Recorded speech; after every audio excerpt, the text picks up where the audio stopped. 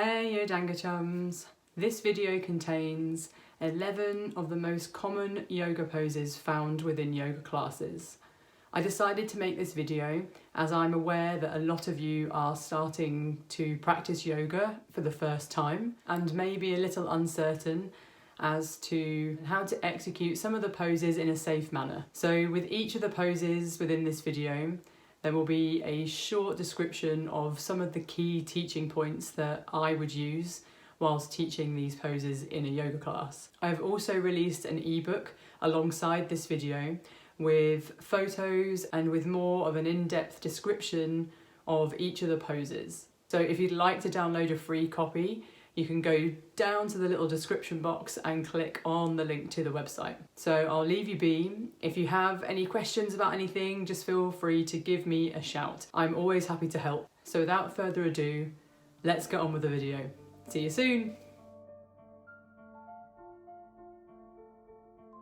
Mountain pose is the base for all standing poses. It is used to help you connect down into your feet and also the earth below you. It is a pose that is often overlooked and simply viewed as standing, but there is actually a lot going on. Start with your feet together or the feet directly underneath the hips. Distribute your weight evenly across the soles of the feet. Ensure you can feel weight pouring down through all 10 of the toes. Pull your kneecaps up towards the hips, therefore engaging your quadriceps. Draw your belly button in towards the spine and slightly lift the chest. Roll your shoulders down into the center of the back. Imagine squeezing the shoulder blades together. Make sure your palms continue to face inwards towards the body. Enjoy the feeling of length throughout the body, from the ground all the way up to the top of the head. Hold for 5 to 8 breaths.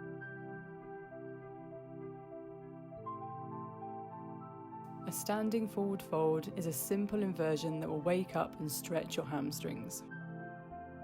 Begin standing in a mountain pose. Inhale as you lift the hands high above the head, lengthening out through the spine. As you exhale, hinge at the hips and fold forwards over the legs. Try to keep lengthening the front of the body at the same time as keeping the weight forward towards your toes. You want to keep the hips aligned over the heels, instead of allowing the hips to sway backwards. Your knees can be bent or straight. If the legs are straight, pull the kneecaps up towards the hips to engage the quadriceps. If the fingers have contact with the floor, you can bring the hands in front or either side of the feet. Other options include placing your hands on the ankles or grasping the elbows with the opposite hands and gently hanging down over the legs. Hold for 5 breaths before returning to standing, making sure that you keep the length in the torso on the journey back up, so not uncurling through the spine. A halfway lift or standing half forward bend is a chance to lengthen through the torso before coming down into a forward fold. From a forward fold, inhale as you begin to lift the torso away from the thighs, trying to find length between the head and the tailbone. Depending on the hamstring flexibility, you may be able to keep the fingertips gently touching the floor. If this isn't currently available to you, simply slide the palms up the front of the shins. Your legs can be slightly bent or straight. Keep some length through the chest by rolling the shoulders down into the center of the back. Hold for 3 to 5 breaths before exhaling back down into a forward fold.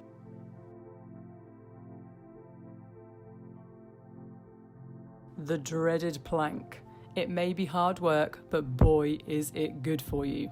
This pose is great for finding some balance in the hands and engaging the abdominals. Start in a tabletop position, also known as all fours. Stack your shoulders over the wrists, your hips over the knees, and tuck your toes under. Engage through the arms as you step 1 foot back until the leg is completely outstretched, toes tucked under, and then repeat on the other side. Try to keep the hips in line with the rest of the spine. Don't let them drop down towards the floor or arch up towards the ceiling. Lastly, tuck the tailbone under slightly as you pull the navel towards the spine, engaging your abdominals. Imagine energy coming out through the top of the head all the way through to the heels to gain as much length throughout the body as you possibly can. Hold for 5 breaths before returning to a tabletop position. Chaturanga is frequently used in traditional sun salutation sequences and is great for building strength in the wrists and arms, ready for future arm balances and inversions. Begin in a plank position with the knees on or off the floor. On an exhale, slowly begin lowering the body towards the floor and stop when your elbows are in line with your shoulders. Ensure the elbows are pointing straight back and are hugging in towards the side of the body. Keep the body in a long line by engaging the legs, core, and tucking the tailbone under slightly. Lastly, ensure your weight is equally spread between the hands and the feet and that you are keeping your head in line with the rest of the spine.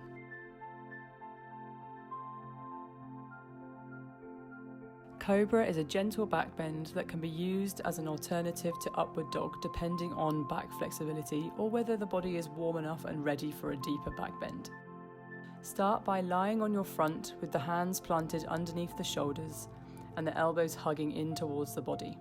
Press the tops of the feet, thighs and front of the pelvis down into the floor. On an inhale, roll the shoulders back and open and begin to straighten the arms to lift the chest away from the floor. Continue to lift until you begin to lose the connection between the pelvis, legs and the floor. Gently engage through the glutes. Ensure the shoulders are staying down away from the ears and lift through the sternum, trying to stay away from moving the ribs too far forward, as this will only encourage the lower back to harden. Hold for 5 deep breaths before returning down to the floor or moving into a downward dog.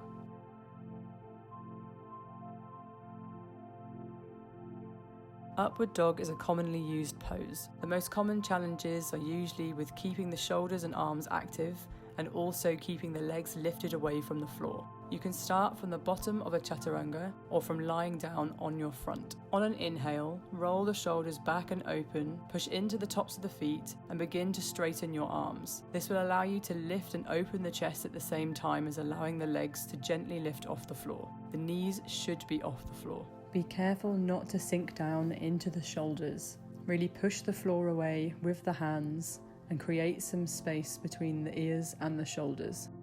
Hold for 5 breaths before lowering down to the floor or moving back to a downward dog. Downward dog is a yoga pose that is used in most classes and can initially be a little tricky.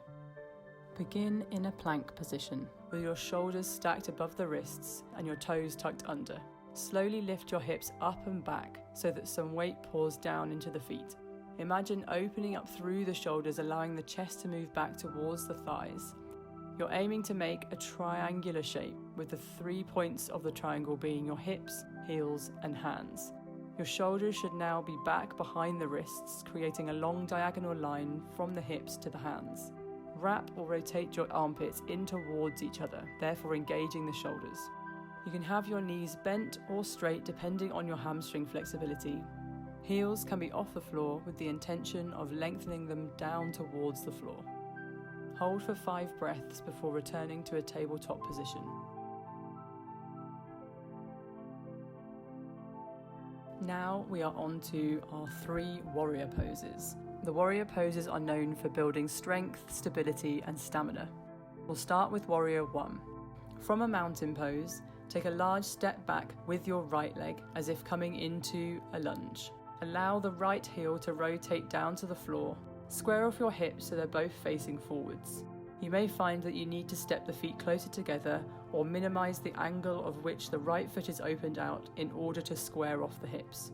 Ensure your torso is also facing forwards. Lift your chest and lift the arms up overhead. Hold for 5 breaths and step back into a mountain pose before repeating on the other side. Warrior 2 is one of our favourite poses, but it has a lot going on. It's a great way to work the external rotation of the hip whilst opening up the inner thighs. Warrior 2 is regularly used as a starting point for other poses such as reverse warrior and triangle pose. From a lunge with the right leg back, rotate your right heel down to make contact with the floor so that your right toes are pointing towards the long edge of your mat. The left toes are facing forwards towards the short edge of your mat. Allow the left knee to bend until the knee is directly above the ankle. Ensure that your knee is tracking in the same direction as your toes. If the knee is rolling inwards, engage through the leg muscles so that the knee can open outwards slightly to line up with the toes. Make sure you're grounding the back edge of your right foot down towards the floor too. Stretch the arms out wide in line with your shoulders. Naturally, the torso will have opened out to face the right. Stack the shoulders above the hips and gently gaze over the left fingertips. Hold for 5 deep breaths before coming back to a mountain pose and repeating on the other side. Warrior 3 is a pose that builds power and grounding through the legs whilst challenging the body with both backward and forward bending elements. Begin in a mountain pose and slowly start shifting the weight into your left foot. Avoid sinking into the left hip by keeping the hips level. Slowly start to float the right leg back behind you, keeping the legs straight and the foot flexed. Allow the torso to gradually drop forwards. The arms can reach out towards the side or forwards alongside the head. The supporting leg can be straight or feature a micro bend. The arms, torso and lifted leg should be relatively parallel to the floor. A common habit is where the lifted leg begins to open outwards. Aim for both of the hip bones to face down towards the floor, therefore squaring off the hips. Hold for 5 breaths before reversing the process back to a mountain pose. And repeat on the other side.